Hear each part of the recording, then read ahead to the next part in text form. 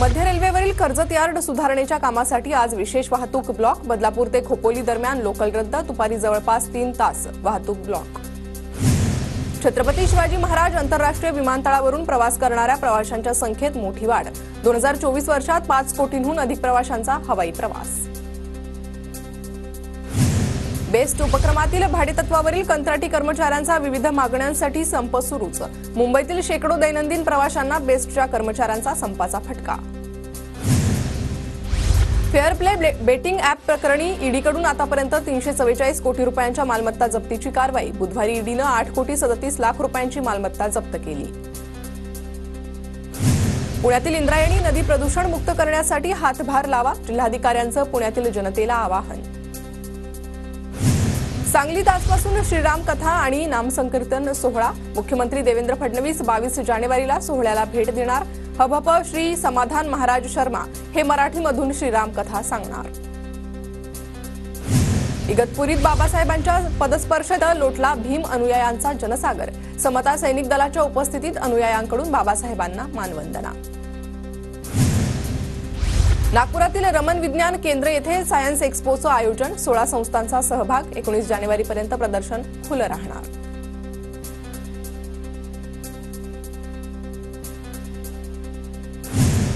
शहादा तालुक्यातील फत्तेपूर कुसुमवाडा रस्त्याचं काम निकृष्ट दर्जाचं होत असल्याचा स्थानिकांचा आरोप सामाजिक कार्यकर्ते मनलेश जयस्वाल यांचा आंदोलनाचा इशारा।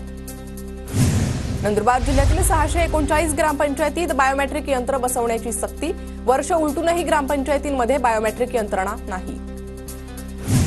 अंबरनाथ पश्चिममधील मैदान वाचवण्यासाठी खेळाडूंचा संघर्ष इंडोर स्टेडियमसाठी क्रिकेट मैदान अडचणीत असल्याचा खेळाडूंचा आरोप। नंदुरबार जिल्ह्यातील महामार्गांच्या कामामुळे वृक्षांची कत्तल महामार्ग प्रशासन आणि वन विभागानं वृक्ष लागवडीकडे लक्ष द्यावं पर्यावरण प्रेमींची मागणी। नंदुरबार बाजार समितीत आलेल्या ओल्या लाल मिरचीची मोठी आवक 1 लाख क्विंटलला टप्पा ओलांडला तर मिरचीला सध्या 2500 ते 4000 रुपयांपर्यंतचा दर। धुळ्यात रासायनिक खतांच्या किमतीत 50 ते 350 रुपयांची वाढ शेतीमालाला भाव मिळत नसतानाच आर्थिक भार कसा झेपणार शेतकऱ्यांसमोर सवाल। धुळ्यात सोयाबीन खरेदीला 31 जानेवारीपर्यंत मुदतवाढ तात्काळ बारदान खरेदी करण्याचे अधिकाऱ्यांचे आदेश।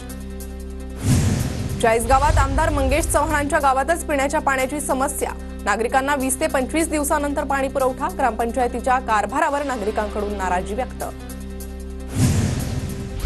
मुंबईतील चारकोपच्या अथर्व रुग्णालयात रुग्णाचा गोंधळ रुग्णानं आयसीयू मध्येच गोंधळ घालत तोडफोड केल्याची घटना गोंधळ घालणाऱ्या रुग्णाला पोलिसांनी ताब्यात घेतलं।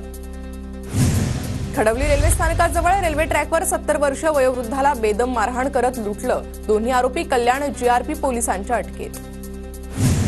धुळे महानगरपालिकेकडून थकीत कर वसुलीसाठी विशेष 13 पथकांची नियुक्ती 100% थकबाकी वसूल करण्याचे मनपा आयुक्तांचे आदेश। कोल्हापुरात मद्यपिण्या केएमटी बसवर दगडफेक केल्याचं प्रकरण केलं तर कोल्हापूर स्थानिक गुन्हे शाखेनं 4 जणांना ताब्यात घेतलं।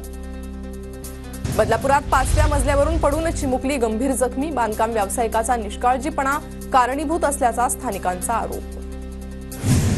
नागपुरात मकर संक्रांतीनंतरही नायलॉन मांजाची विक्री सुरूच अंबाझरी पोलिसांनी नायलॉन मांजा विक्री करणाऱ्या 4 बेड्या ठोकल्या।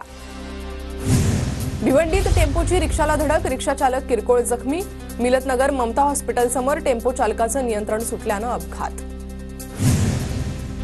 उल्हासनगरमध्ये 27 वर्षीय महिलेची पतीविरोधात बलात्कार आणि शारीरिक छळाचा गुन्हा दाखल माहेरून पैसे आणण्यासाठी सिगारेटचे चटके दिल्याचा महिलेचा आरोप।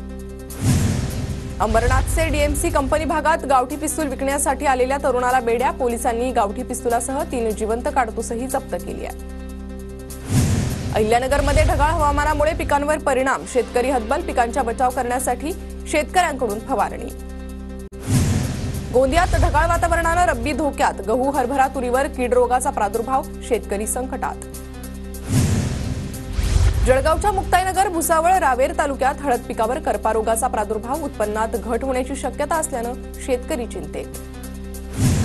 राजू शेट्टींनी केंद्रीय जलमंत्री CR पाटील आणि केंद्रीय जल आयोगाचे अध्यक्ष मुकेश कुमार यांची भेट घेतली कर्नाटकातील अलमट्टी धरणाची उंची वाढवण्याच्या निर्णयाला विरोध करण्याची मागणी। बीडच्या परळीतील बाजारपेठा 2 दिवसांनंतर सुरळीत. वाल्मिक कराडच्या समर्थनार्थ परळीतील बाजारपेठा बंद होत्या.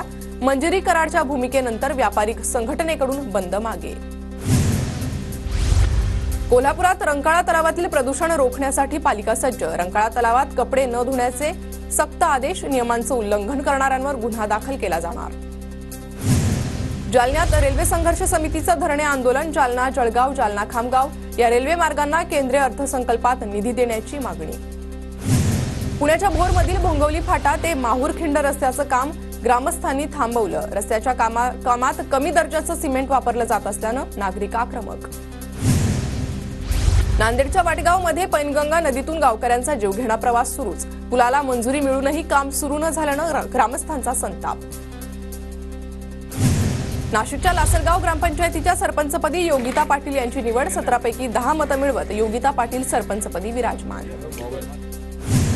बुलढाण्यातील शेगावमधील केस गळती प्रकरण. केस गळ्यांची संख्या 188 वर. केस गळतीचा शोध अद्याप नाहीच. बीडच्या अंबाजोगाईत व्यापाऱ्यावर प्राणघातक हल्ला. अज्ञातांकडून झालेल्या हल्ल्यात व्यापारी गंभीर जखमी. शहर पोलिसांकडून तपास सुरू. नांदेडच्या किनवटमध्ये नोकरीचा आमिष दाखवत महिलेवर तिघांकडून अत्याचार करणारे आरोपी नागपूर आणि हैदराबादमधून अटकेत. पुण्यात 23 लाखापेक्षा अधिक रुपयांचा एमडी ड्रग्ज साठा जप्त. एकाला अटक. तर पुणे पोलिसांच्या गुन्हे शाखेची कारवाई. बीडच्या परळीत रेल्वे सिग्नलमध्ये तांत्रिक बिघाड करून रेल्वे चोरी. पोलिसांकडून एका टोळीला अटक. पोलिसांकडून मुद्देमालही जप्त. कोल्हापूरच्या कोवाडमध्ये एटीएम फोडणारी राजस्थानी टोळी जेरबंद. सोशल मीडियावर व्हिडिओ बघून चोरी करणारी टोळी पहिल्याच गुन्ह्यात गजाआड. जळगावात दुचाकीवरील 2 चोरट्यांकडून वृद्ध महिलेची सोनसाखळी चोरण्याचा प्रयत्न. महावीर कॉलनी परिसरातील घटना. चाळीसगाव शहर पोलीस ठाण्यात गुन्हा दाखल. नाशिकच्या पिंपळगाव बसवंतमध्ये कांद्याची चोरी करणारे 3 चोरटे जेरबंद. पोलिसांकडून 7 लाखांचा मुद्देमाल हस्तगत. नाशिकच्या त्र्यंबकेश्वर देवस्थानाला 1.25 किलो सोनं दान. रिलायन्स इंडस्ट्रीजचे व्हाईस चेअरमन मनोज मोदींकडून सोनं देवस्थानकडे सुपूर्द. गोंदियाच्या बिरसी विमानतळावरील प्रशिक्षण केंद्राला 15 वर्ष पूर्ण. या कालावधीत 450 पायलट घडले. पुण्याच्या राजगुरुनगरमधील घटनेतील आरोपीला तात्काळ अटक केल्यानं पोलिसांचा सन्मान. विविध संघटनांकडून खेड पोलिसांचा सन्मान. महावितरणचा कार्यकारी अभियंता लाचलुचपत प्रतिबंधक विभागाच्या जाळ्यात. ट्रान्सफॉर्मरचं बिल काढून देण्यासाठी 40,000ची लाच घेतली. अंबड पोलीस ठाण्यात गुन्हा दाखल.